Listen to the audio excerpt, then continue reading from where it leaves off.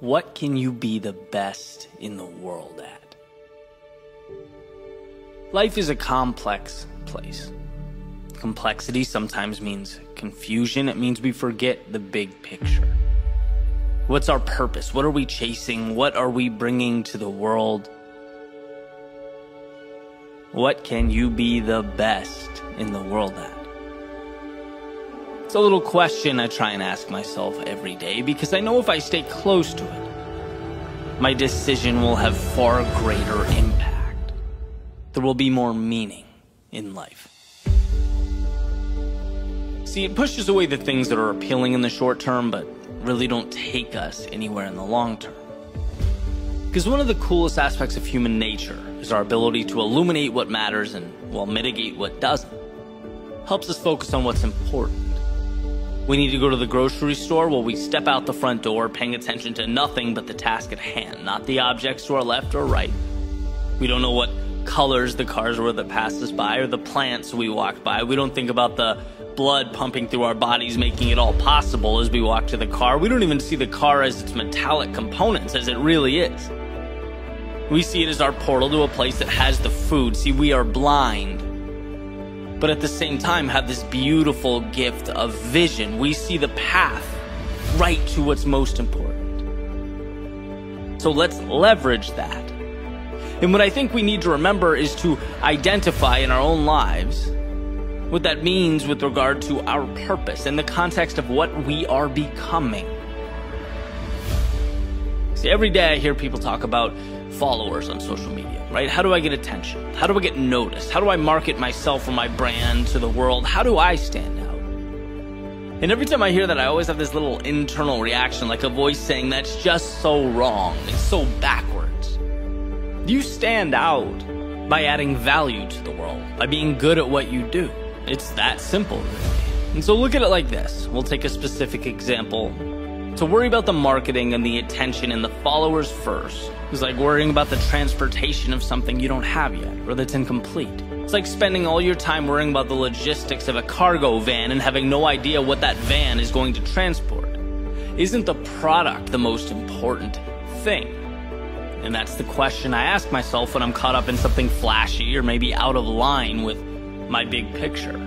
To make sure I'm on track in this crazy world, if social media disappeared tomorrow, are you good enough at what you do that you could take that product or service or skill set to another platform and start again? And if you're not, fine. But are you working towards it? Those are the parameters that we should all live between. Everything else tends to work itself out. Steve Martin's quoted as saying, "Be so good they can't ignore you." And that's what I find so exciting. The opportunity, the chance to build something sustainable. That's why this is a long-term play. And in a world where so much emphasis is put on perception, what's the reality? What's the story? Right? The pictures are great on the surface, but what's the value that resides below that, underneath? What are you working tirelessly day and night to be exceptional at? What are you reading to build yourself up as a force to be reckoned with? As a powerful, valuable individual? See, my world, a lot of what I do is immersed in social media, which is why it's so important that I remember the perspective that I step out. Social media is not the product. I'm thinking much bigger than that, and I hope you are too, whether it's academics or sports or art. What is your thing? What's going to be your arena? Where are you unstoppable? Where you add so much value that the world has to stop. Where sure, you can capture it on social media, but you can talk about it face to face with clients and family and friends and strangers on the sidewalk. You can write about it, teach about it. Where it's so much a part of you that the phrase competent doesn't even do it justice. That's where greatness lives. Not in screaming for attention or creating a facade. Those things don't stand the test of time. I'm talking about being truly remarkable. And we all have that ability. We're all capable of mastery in some area, moving towards something that matters. We just have to make the choice to own it, to see the world and all its opportunity for what it is, to begin. And what better a time than now?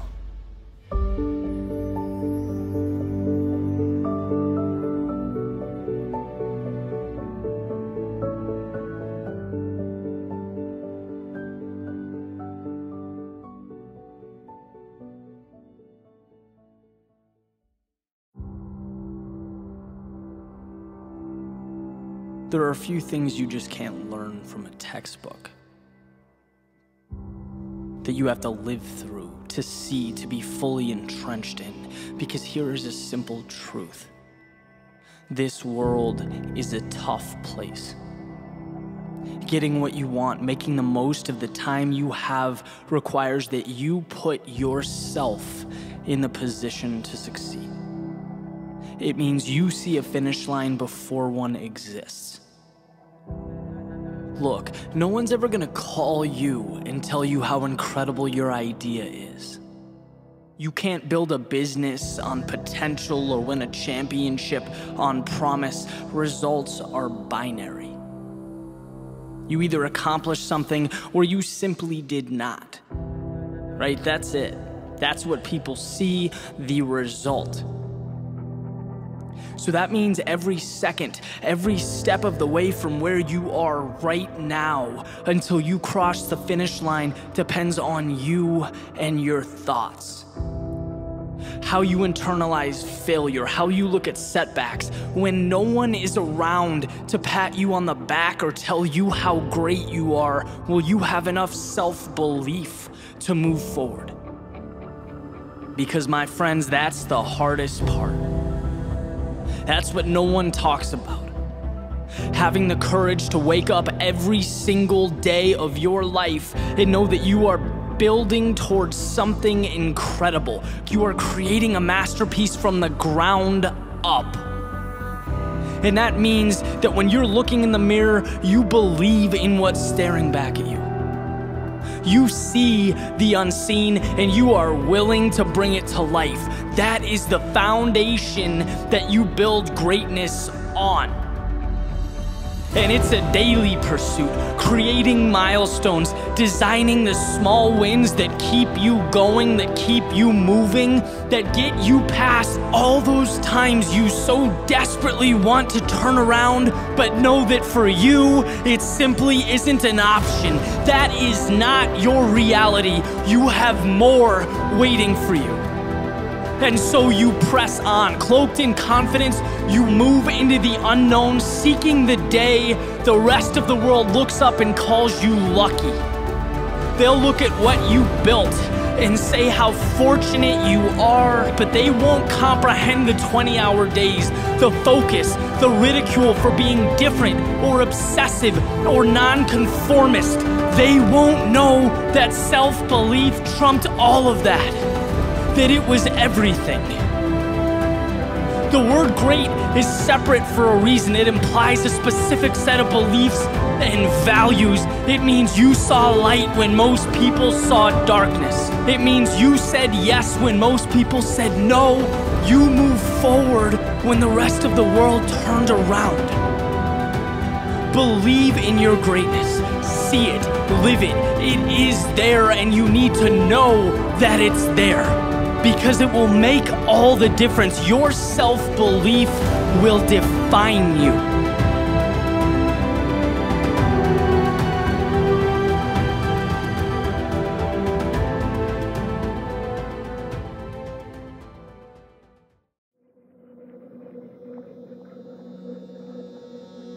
There's a quote attributed to Seneca that states, "No man is more unhappy than he who never faces adversity, for he is not permitted to prove himself."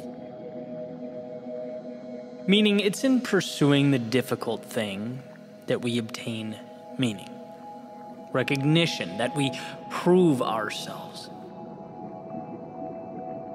But prove ourselves to whom? This is the same Seneca who famously stated that we suffer more in imagination than we do in reality. That he is most powerful who has power over himself. And that's one of the beautiful things about Stoicism. It makes us ask a very simple but often overlooked question: who's really the adversary here? Who's the opposition we're dealing with as we fight our battles? What is it that must be transformed? Is it the outside world? Or the way our eyes view the outside world? What's really holding us back? The circumstances? Or our own personal thoughts about the circumstances? And I think this is where we misunderstand the challenges before us. I want to delve into this power of perspective to explain that we are the gatekeepers between ourselves and our ideal lives. And very often we do a good job of ensuring that gate stays closed. We sabotage our own goals, our own dreams, our own happiness, while simultaneously pointing the finger at a million externalities. See, when we look at the difficulties of life, and there's no doubt that life can be a very difficult thing, it's easy to look at the world as this binary playing field, right? Me versus the world. And in fact, we often visualize the world as the enemy pushing back against us, as if its motives were counter to ours. So many of these narratives, these stories, they actually say nothing about the outside world. And when we look deeper, it becomes apparent that they actually say a whole lot more about us. It's the one viewing that gets to decipher what the circumstance means. And so all narratives are reflections of the observer. Jim Rohn used to tell a story about two brothers who had an alcoholic father. He'd come home drunk, he'd abuse his sons. They had a terrible childhood. And as they each grew up and had families of their own, their paths kind of diverged, right? One became abusive, and the other was kind and loving and caring. And when confronted, the now abusive brother stated, "Well, look, how can you blame me? Don't you see how I was raised?" But the kind, loving, and caring brother stated, "Of course I'm like this. I could never put my family through what I went through as a child." Same circumstances, different lenses, interpretations, which means different real-world result. And the idea here is to emphasize how one of the most important abilities a human being possesses is the ability to interpret the world around him. I think of us as subjects navigating a world of objects, as though the things around us don't have meaning until we place meaning upon them. That's what humans do. Create narratives out of objects. And that often overlooked, seemingly insignificant ability places a lot of power in our hands. Very rarely is it what we see, it's what we think and what we do about what we see. You ever hang out with people that just tend to be happy, upbeat, positive energy? I have a very good friend like that, where his first inclination is always to find the positive. In moments where I've sort of trained myself to pause, take a second, sift through the emotion, uncover the value in a tough situation, refocus, and take a strategic step forward, I look over at him and he's already arrived there, right? He's been there for 3 minutes, right? Eliminated the negativity. It's his first instinct. He's the metaphorical kid hopping around in puddles, whistling at the top of his lungs, while everyone else is hiding out from the rain, or at least trying to find the courage to run out onto the street with him. Then there are people who seem to always find the negative. It doesn't really matter what the situation is. Happiness is fleeting, only to reveal the negativity that never seems to go away, right? The kind of person that if they won the lottery, their first thought might be, "Oh no, but what if I lose it all?" Both examples are people projecting themselves onto the world around them. The same way that smoke covers and consumes an entire room. It's not the room that's the culprit. Here's another example from Jim Rohn, since we're on a Jim Rohn kick. He was making a similar point, and this is all from a collection of speeches he has on Audible, comparing humans to oranges, which is probably not a comparison you've made recently, but he said, there's consistency to an orange in that it can be filled with one thing.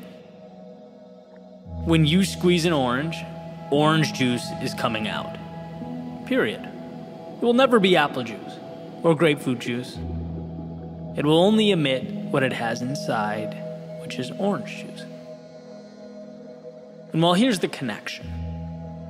When life pressures us, challenges us, or metaphorically squeezes us, we only emit the emotions that are contained and available, that are alive and well within us. If there is no jealousy contained in our thinking, we're not going to project jealousy out into the world. If there is no hatred within us, we will not project hatred onto others. Why is that powerful? It's powerful because, again, it's one of the most important things you can do. Certainly one of the most important things I've learned to do is take that finger pointing blame at the outside world, slowly turn it around and point it back at myself. And ask, what thoughts, what emotions, what ideas am I letting live inside my head that's altering the narrative, the story I'm telling about myself and the world that I live in? And while one might think, well, that's uncomfortable, that's unfair, a little extreme, why should I point at myself? It's not my fault. I would challenge you, at least for the sake of the next few minutes, to see such a change as empowering, as your advantage, as the bridge from where you are to where you want to be. See, if you always have feelings of, let's say, jealousy around a particular person, that feeling in your stomach like, oh, they have it all, they're ahead, right? They live how I want to live, they're this and that, and I kind of hate them for it. You're naively giving the external world the power. You're saying, I feel the way I do because of that out there, some cosmic injustice. You are powerless because you're neglecting your personal agency as a factor. But when you turn that finger around and say, I only feel this way because I'm allowing myself to, then you can ask the question so many never think to ask. Why? Why do I feel this way? Which lights a path to how can I fix it? See, the key to a better life is realizing you don't have to be in the passenger seat, pointing at and blaming the driver, complaining about the road being taken. No, you can get into the driver's seat. You can take the wheel, you can take control, inherit responsibility. And there's more at stake, there's greater vulnerability, but the upside is unfathomable. And I find myself thinking all the time, man, people are blaming the wrong things. They're shifting blame to the wrong adversaries. The real villain here is not the driver or the road or the weather. The real villain is the voice in your head pleading with you not to take the wheel, pleading with you to ride shotgun and complain as the world passes you by. And of course, it makes sense to qualify that with the inevitability that there are some things placed upon us that are just bigger than us, that we can't control. And you can make a list however long you want to. Natural disasters, decisions and actions of others, health problems. We don't often get to choose the landscape. So as the Stoics would say, understand that. Understand what you can't control and what you can. Because the beauty is that you can control how you navigate that landscape, and that is power. That is what makes the difference. See, the two brothers I mentioned a few moments earlier, same landscape.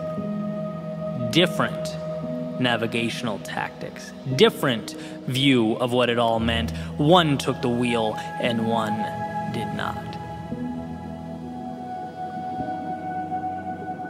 So that Seneca quote that states, "No man is more unhappy than he who never faces adversity, for he is not permitted to prove himself." Well, it's perfectly clear, as far as I'm concerned. The question is not whether or not to face adversity. I think we all understand that. What I hope we take from today is a better understanding of what the true adversity is. A better understanding of the fact that in front of us there is always an answer, a key to every lock. Some people just don't think to look. They're so busy peering around every corner for external enemies and scapegoats that they don't give themselves permission to succeed. Maybe unfortunate, but it's true. You can hit the bullseye over and over again. But if it's the wrong target, it won't do much for you. You might as well have missed by 50 feet. And I think that is what we overlook. You can't always fix the outside world. You can't change the unchangeable, but you can always change yourself. You can always fix you.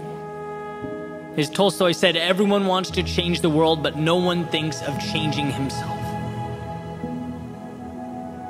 You're capable of being both your greatest adversary and ally, so choose wisely. Because the world around you will do nothing more than respond accordingly to your decision.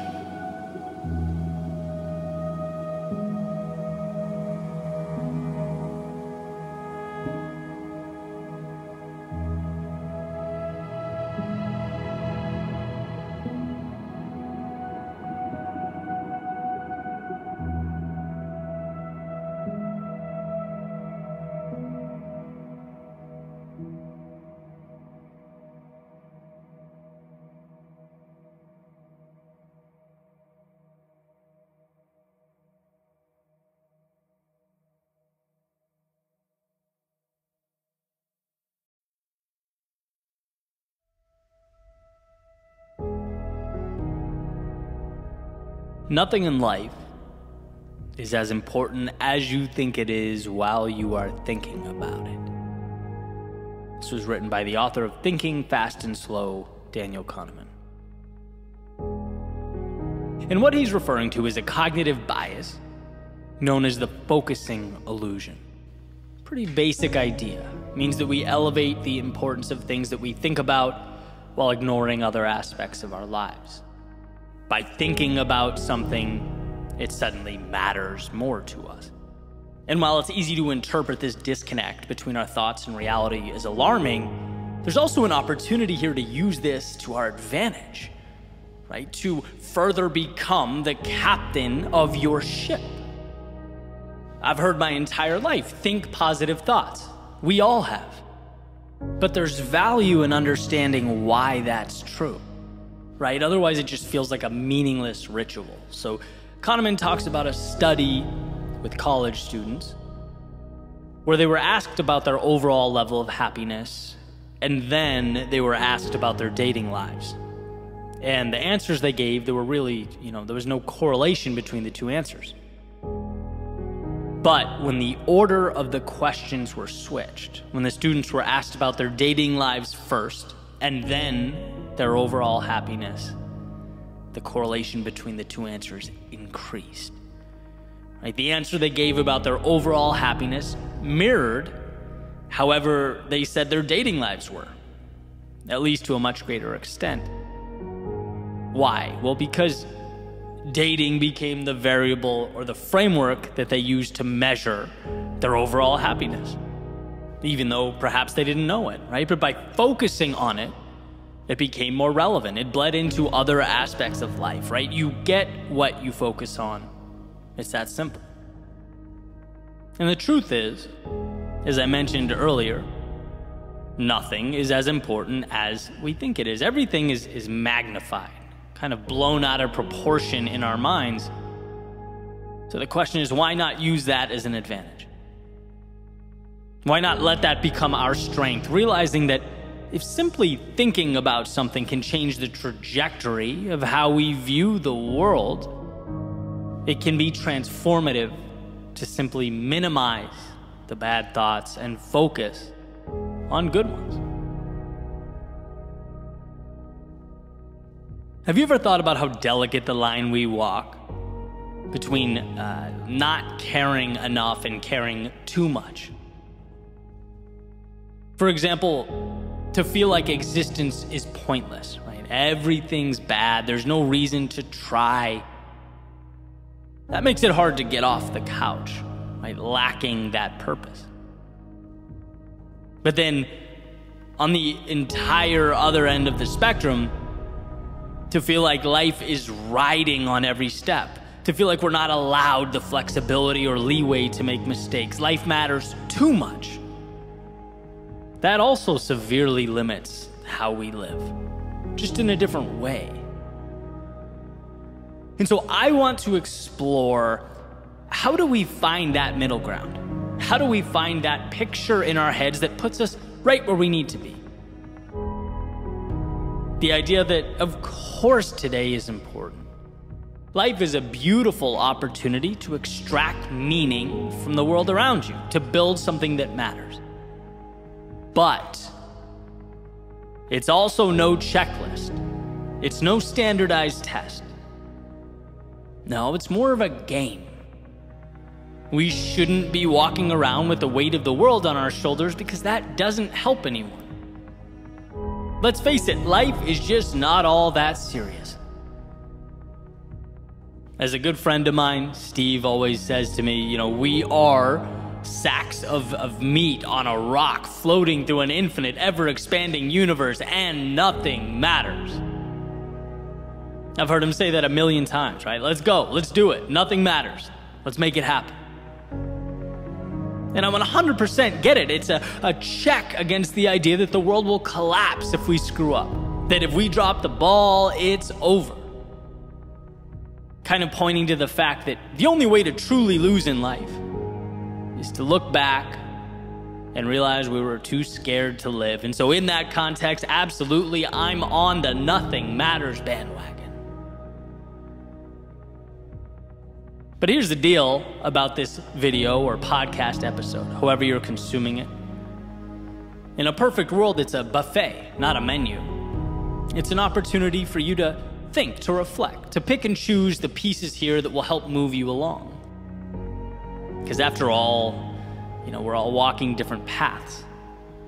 So how could one person present a one-size-fits-all solution to anything? No, the goal is to understand the framework by which we operate. To understand that the thoughts we think have a monumental impact on how we live. And so if you find yourself on the uninspired side of things, know that there's not a problem with you.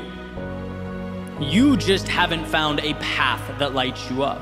You are perhaps focusing on the wrong things, right? Not leaving space for the right ones. And if you find yourself constantly smothered by the weight of your own expectations, if every little step, decision, or movement matters too much, know that you are perhaps creating adversaries that don't exist.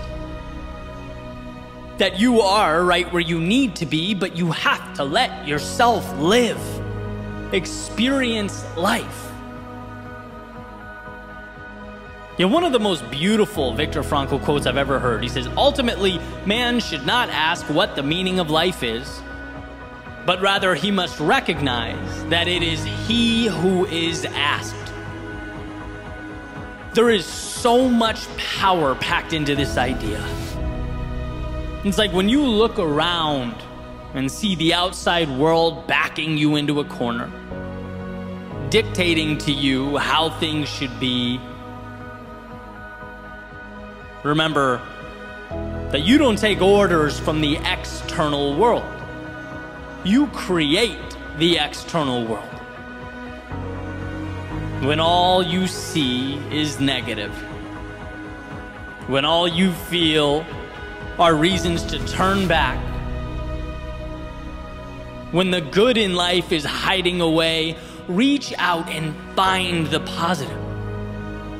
The one thing that can pick you up and carry you forward. And look, I'm not advocating that we live in this state of delusion. I'm not saying close your eyes, cover your ears, and pretend everything's great. I'm saying every day, every situation provides at least one thing you need to be closer to where you want to be. And it just so happens that we're not always inclined to see that one thing, that solution. It just so happens that we need to become aware, to remind ourselves. So this is your reminder to look for it. Your reminder to focus on the things that lift you up, that breathe life into you, not the things that keep you down. And so here's to finding that sweet spot, right? Walking the line between Viktor Frankl's meaning starts with you and my old pal Steve's mantra, nothing matters, so go live your life. This is not a race. You're not being graded on the outcome here. You're giving yourself permission to experience that jolt you get when you open your eyes as the sun comes up each morning, knowing that how you're about to spend your time will be a product of the game you designed. A game in which, yes, you'll feel lost from time to time. You'll lose that North Star every so often. You'll question the journey you're on. But guess what? When you take responsibility for the circumstance, you also empower yourself to right the ship. You're at the wheel, playing the game of life as it was meant to be played on your terms. If it does not serve you, let it go. If it doesn't help you, move beyond it. As Kahneman states, our thoughts grossly over-exaggerate that reality on the ground, so let that framework emphasize your passion, your strength, and your dreams, not the inverse. What we focus on, we get. So believe in yourself with such conviction that those around you look on and wonder what gave you the right to see those things. What made you think it was okay to believe in that which you believe? You never got a permission slip in the mail. You never stumbled upon a permit that granted you access to the good things in life. No, you just came to understand the game and how it's played. You came to see that we have options. The option to find the bad and the option to find the good.